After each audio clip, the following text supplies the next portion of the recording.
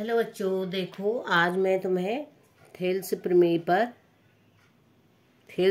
बताऊंगी। थेल्स प्रमेय क्या होता है, हमें क्या सिद्ध करना होता है। थेल्स प्रमेय के अनुसार देखो, यदि किसी त्रिभुज की एक भुजा की समांतर अन्य दो भुजाओं को भिन्न भिन्न बिंदुओं पर प्रतिच्छेद करने के लिए एक रेखा खींची जाए, तो ये अन्य दो भुजाएं एक ही अनुपात में विभाजित हो जाती हैं। तो हमें हम कक्षा 10 में थेल्स प्रमेय पढ़ते हैं त्रिभुज वाले अध्याय से।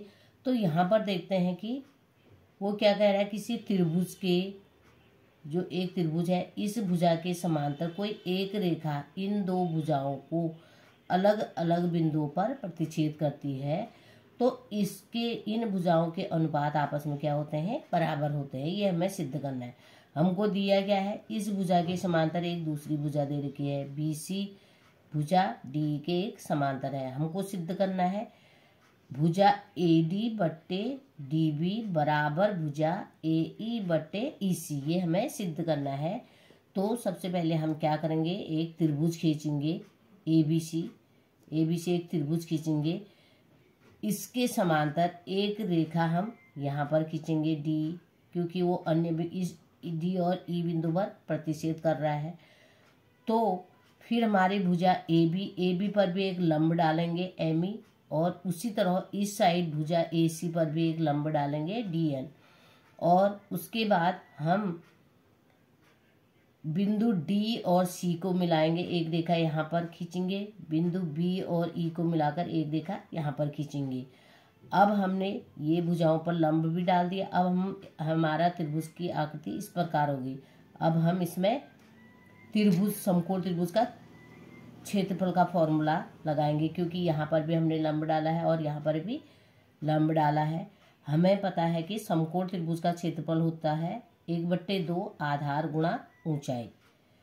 तो इस प्रकार हम इस त्रिभुज में भुजा इसको आधार मानते हुए यहाँ पर समकोण त्रिभुज का क्षेत्रफल लगाएंगे, तो क्या हो जाएगा, एरिया त्रिभुज ADE का क्या हो जाएगा, 1/2 आधार ये हो जाएगी, और ऊंचाई 1/2 आधार AD गुणा ऊंचाई ME, क्योंकि इस भुजा पे हमने लंब ये डाला तो ये इसकी ऊंचाई बन जाएगी।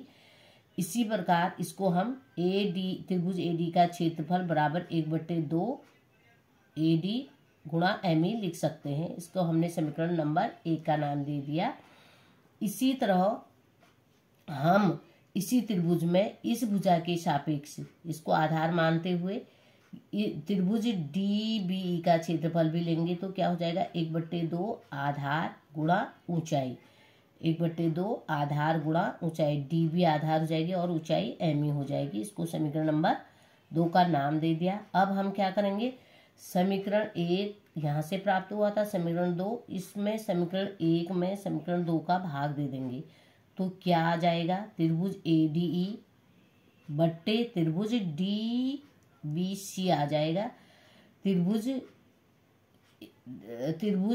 DEB आ जाएगा, इसका क्षेत्रफल बट्टे AD बट्टे DB ये आ जाए। इसको हमने समीकरण 3 का नाम दे दिया। फिर उसके बाद हम पुनः इस त्रिभुज में का क्षेत्रफल निकालेंगे और इसको आधार मानेंगे और इसको लंब। तो क्या प्राप्त होता है हमारा, त्रिभुज ADE का क्षेत्रफल बराबर 1/2 आधार AE गुणा ऊंचाई DN हो जाएगी। और इसी त्रिभुज में हम इसको आधार मानते हुए इस त्रिभुज DEC का फिर क्षेत्रफल निकालेंगे, तो हमारा क्या हो जाएगा, एरिया त्रिभुज ADE का क्षेत्रफल 1/2 AE गुणा DN, ये आ जाएगा EC गुणा DN। इसको हमने समीकरण नंबर 5 दे दिया। अब क्या करेंगे, समीकरण 4 में समीकरण का 5 का भाग देंगे, तो हमें ये प्राप्त होता है, क्या हो जाएगा, त्रिभुज ADE का बट्टे त्रिभुज DEC का क्षेत्रफल को भाग दे देंगे, तो हमारा निकल जाएगा AE बट्टे EC। इसको हमने समीकरण नंबर 6 दे दिया। अब देखते हैं त्रिभुज जब दो समांतर रेखा, ये नीचे देखें हम DECB में जब दो समांतर रेखाओं के बीच में जो भी आकृति बनती है उनका क्षेत्रफल समान होता है। ये हमने कक्षा 9 में पढ़ा है। तो यहाँ पर देखते हैं हमने जो अभी निकाले थे त्रिभुज DBE का क्षेत्रफल त्रिभुज DEC के क्षेत्रफल के बराबर होगा। तो हमने इसको ऐसे लिख दिया क्योंकि हमें यहाँ पर इनके क्षेत्रफल को आपस में बराबर करना है। तो हमें समीकरण 5 और 6 से ये चीज़ें प्राप्त हुई। तो हमने इनके क्षेत्रफल को आपस में बराबर कर दिया। त्रिभुज ADE बट्टे त्रिभुज DB का क्षेत्रफल लिख दिया AD बट्टे DB बराबर त्रिभुज ADE बट्टे इसकी जगह हमने क्या लिख दिया, इस DEC की जगह DBE रख दिया। इसके क्षेत्रफल सेम समान हो गए, इनको आपस में काट दिया। हमें प्राप्त होता है AD बट्टे DB बराबर AE बट्टे EC। ये थे इस भुजाओं का अनुपात हमारा AD बट्टे DB बराबर AE बट्टे AC। ये थेल्स का प्रमेय में प्रूफ हो गया। थैंक यू बच्चों।